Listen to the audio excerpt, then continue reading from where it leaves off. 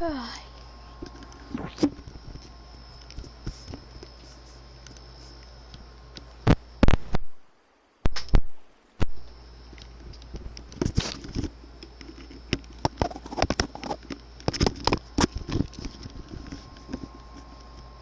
guys.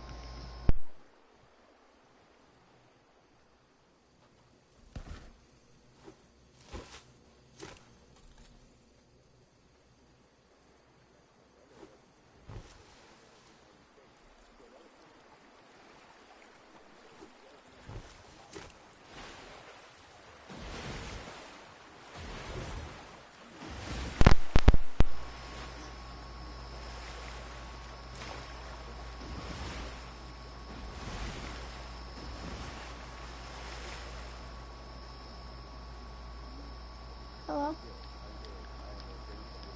Yeah, so I thought it was tomorrow. I have children and grandchildren who are watching me who are encouraging Now I'm what I gonna do, be who quiet. are proud of me right now, and that's really When what you guys matters, can. The change starts at home, so as long as you have a support system that believes in what you're doing and supports you in what you're doing, you have everything you need to go out there and fight the good fight. And for those that don't, there's a community of people here to help you. So you can go to places like morethanavote.org. There are many different places that will encourage you, inform you, and they will put you with groups of people that feel like you, that are ready to take action. So no one has to go about this alone if they want to do it. Yeah, we're stronger together. People have been saying it, but that has much more meaning now that we are in our movement, not just this moment. Bumby, it has been an education, always a pleasure. Thank you so much. I appreciate you. Keep fighting the good fight. Keep up the good fight.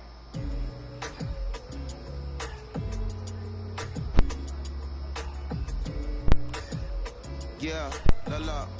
So our next guest, I have to admit, I'm a fan, but there are so many different people that we could talk to, and I thought it was so imperative that we speak with her. You know her as Molly on the huge, successful show Insecure, HBO's Insecure. She also has a comedy special highlighting her Nigerian roots, and she's an amazing podcaster. Let's welcome in Yvonne Orji, everyone. You have such a beautiful way of making things funny, giving us our medicine with some candy, right? The humor and the healing. You bring all of that to your space. And right now, as you look across this country and how everyone is so broken and so upset, if it's not social injustice, it's the pandemic, it's depression, it's unemployment, the list goes on and on. How are you doing, quite frankly?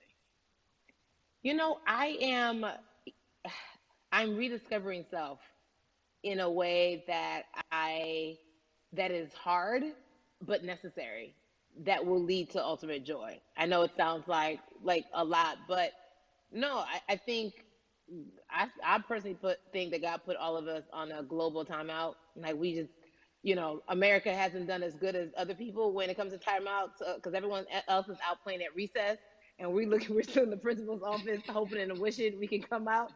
But I think that if we settle into the timeout and really learn the lesson that we're supposed to learn from this season, I think we'll emerge better. We'll learn how to play well with others in more ways than one. And so personally for me, I'm taking this time to learn me in a new way. I feel like I'm being ushered into a new season, and I'm getting still, because sometimes the busy confounds the work that we're supposed to actually be doing. We're busy doing other stuff, but we got work that we need to do on the inside. And I'm leaning into it. I'm like, dang, I thought I was gonna be able to rest like everybody else. And God's like, nah, we got work to do. You know what? And I think that's what everybody is saying about 2020. It's demanding that we be better. And you said it's a global timeout. What do you mean by that? Yeah, it's like everyone sit down, be humble, to quote the great prophet Kendrick Lamar. But like, no, seriously, sit down and let's reevaluate some things.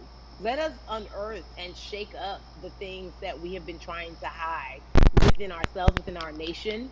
I think America is going through an unraveling right now, a much needed, a much necessary one, and I think all eyes on us, right? There is no, oh, I was on the subway for an hour, so I didn't miss that thing that happened. No, everybody was home. Everybody, was watching when George Floyd died, and everybody, no one could hide it. Everyone was watching when Amy Cooper called the cops. Like, this is a time where it's like, oh, we can't pretend it's okay. We can't excuse it away. No, no, no, no, no. It's a global timeout. Sit down, watch, and let's learn. And globally, it's like, hey, we were going business as usual, but it ain't usual no more. Like that's old. Anytime change occurs, it's very uncomfortable. And so right now we're sitting with we're getting we're getting comfortable with the uncomfortable. The minorities, we've been comfortable with being uncomfortable because that to me explains just the existence for whatever we want to do, how we break into our careers, how we live our lives, how we find ourselves one of the few or one of the first. And that's a lonely road. When you look at, and when you talk about this global timeout, everybody had to pay attention to Amy Cooper. Everyone had to pay attention to George Floyd. How is that helping us as a people, as a country, during our global timeout? I think, well, one, we're not minorities, Carrie. You already know it. It's like these labels that they put on us. It's like the same way of saying like black violence. Also, there's no white violence. It's branding, Yeah, right? branding. It's all branding. Right. And it's Right. like, why do you think white people every single day? So no, there is no black on black violence. And if you say black on black violence, well then let's brand white on white violence. Like I watch Investigation Discovery. Ain't too many of us. We feature.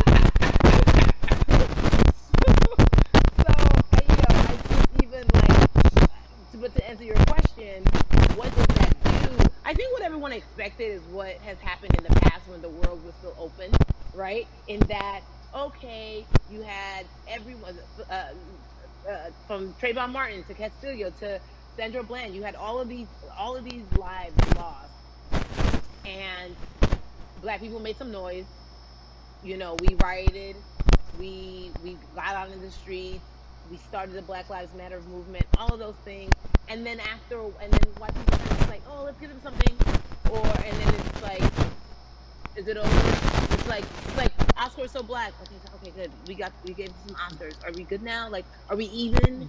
And it's now it's just like, oh no, no, no, no, no. This is not about like a band-aid. It's like, yo, we might have to amputate the leg a little bit, but it's all right because we're gonna by amputating the leg, we're gonna save the body.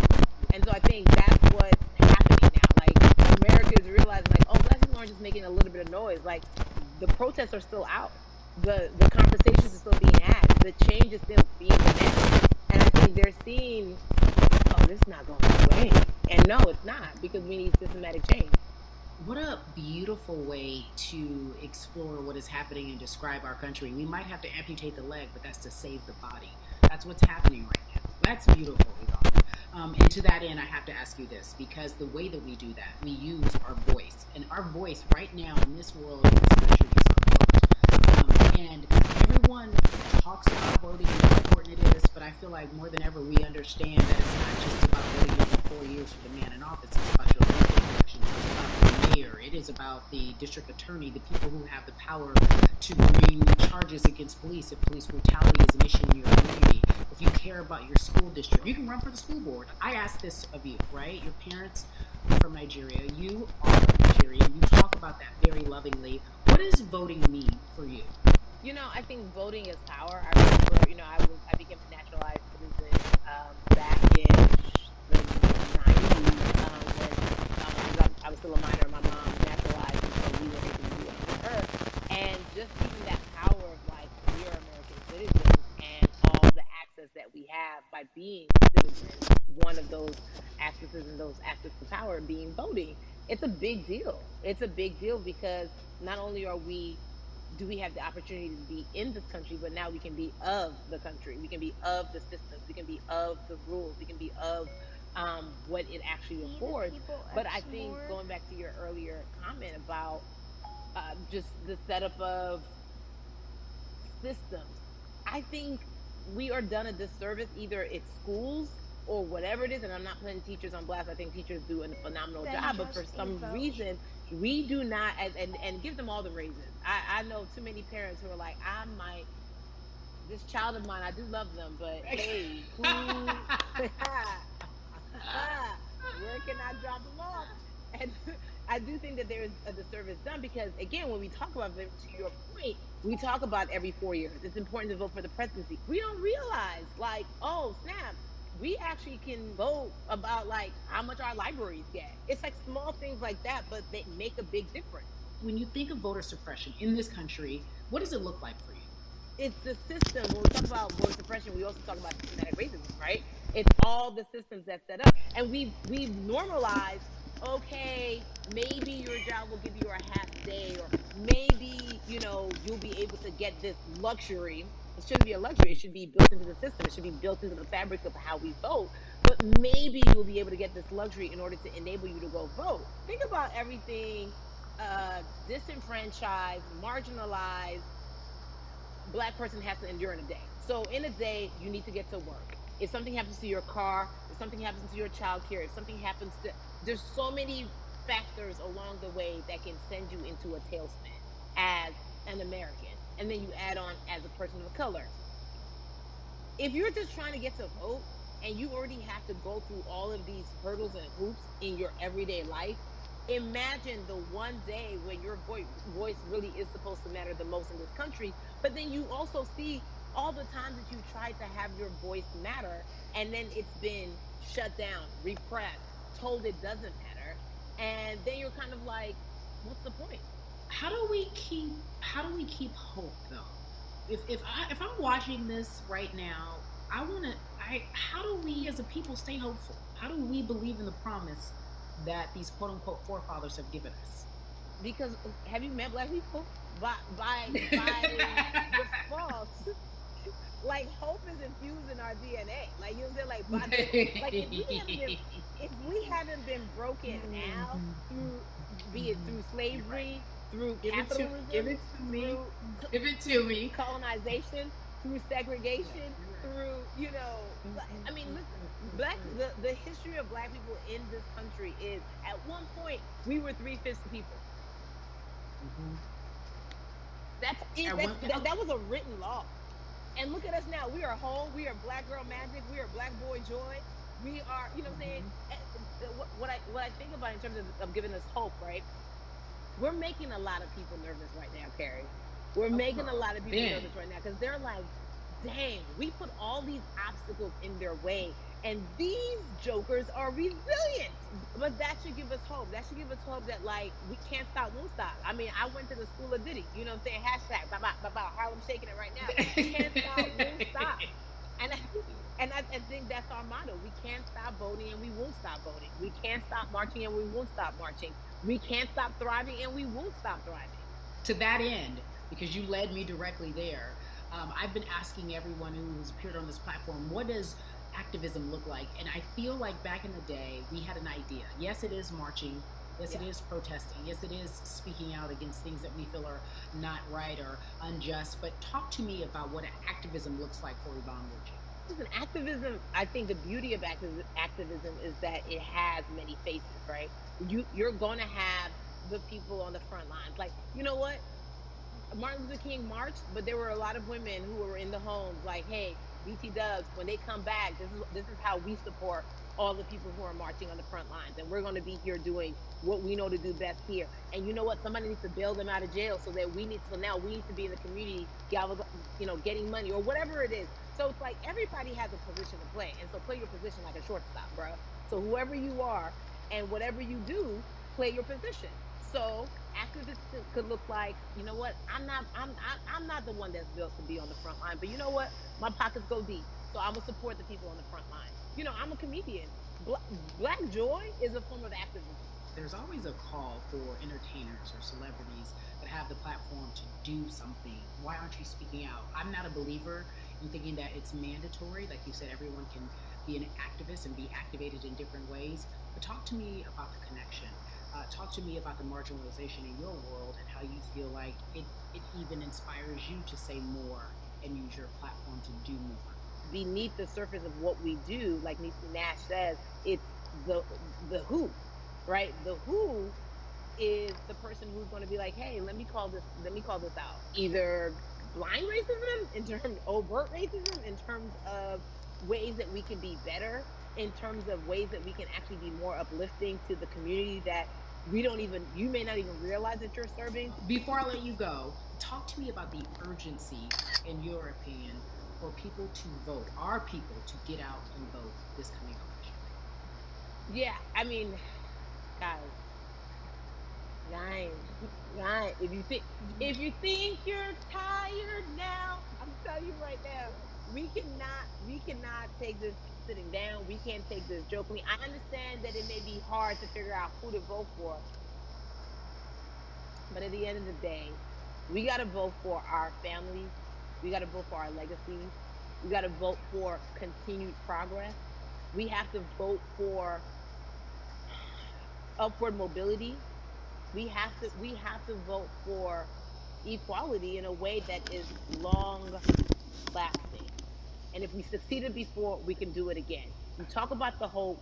This is the time. This is not the time to give up. This is not the time to pretend a way that we haven't made progress. We have. There's still much more to be done. And you know what? We might have to get to a point where we pass the baton to our children and our children's children, but we still have work to do now for that generation. Von Orgy, you are everything. You are Molly, but you are not Molly. But I love you so much as Molly on HBO's Insecure. You are an amazing podcaster, Jesus and Jola.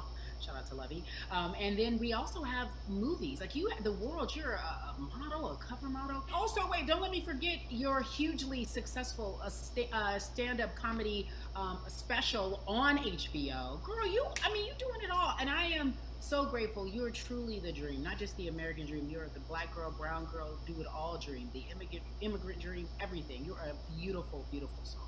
I really, really mean that from the bottom of my heart. Yvonne Orji, ladies and gentlemen, nothing but the best and excellence personified. Thank you so much, my friend. I love you so much, Mama. Mwah.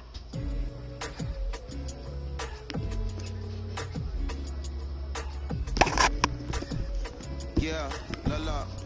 So Atlanta has been one of the hotbeds in terms of political unrest and social injustice. We've seen so much happen in that city, and we've also seen so much come from that city, including one of our very own founding fathers of the civil rights movement, and that's Martin Luther King Jr. But right now, we want to talk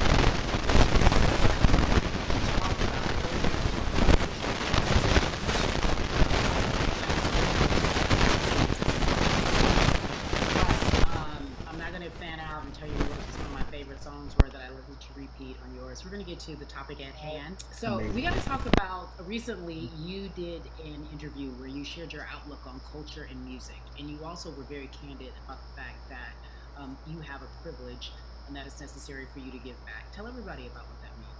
As like it's very obvious, I'm white and I'm in black culture and I'm benefiting financially off of it. So I feel like if you're a white person financially benefiting off of black culture, you have to put finances back into black culture.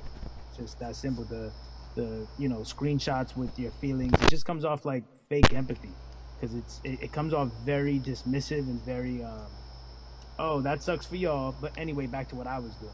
Have you felt that way always, or is it now because of the time where we are in this country? I've always had the feeling. I think now it's just obviously elevated. It's a new level, and there's new, it's to the point now where you can't. First of all, you can't not say anything. Second of all, though, I just think saying something isn't enough anymore. I think, if you have the ability to put money back into a culture that you're financially benefiting from, have the ability to, you should. It's interesting that you talk about it in that way because some people do believe that silence is the best way to go because it's hard to talk race, especially if you're white and you're in the black culture. People just feel as if they can't talk about it. They feel awkward. They feel as if they don't have the privilege or the voice or the words.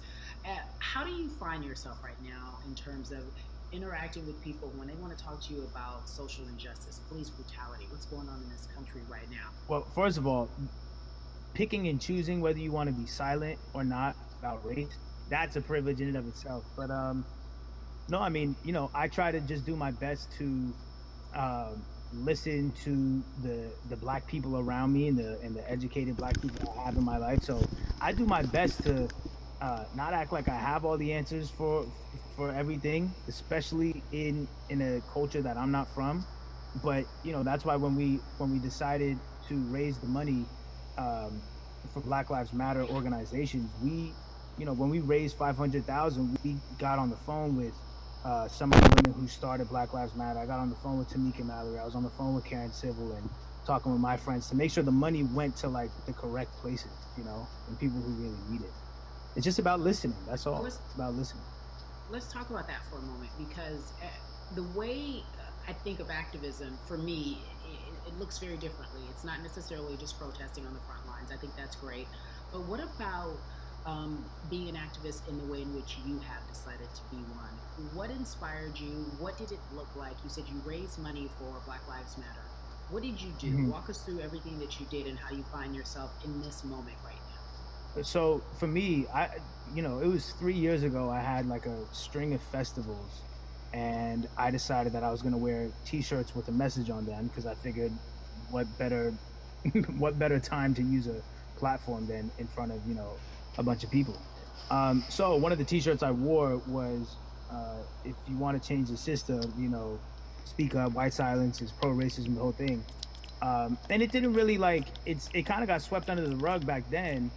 But when all this stuff started happening again, and it's been happening, the police brutality against innocent Black people, I was like, man, I'm not the biggest artist in the world, and I certainly don't have the most white fans in the world, but I got a good amount of people that I can definitely mobilize and turn into some money.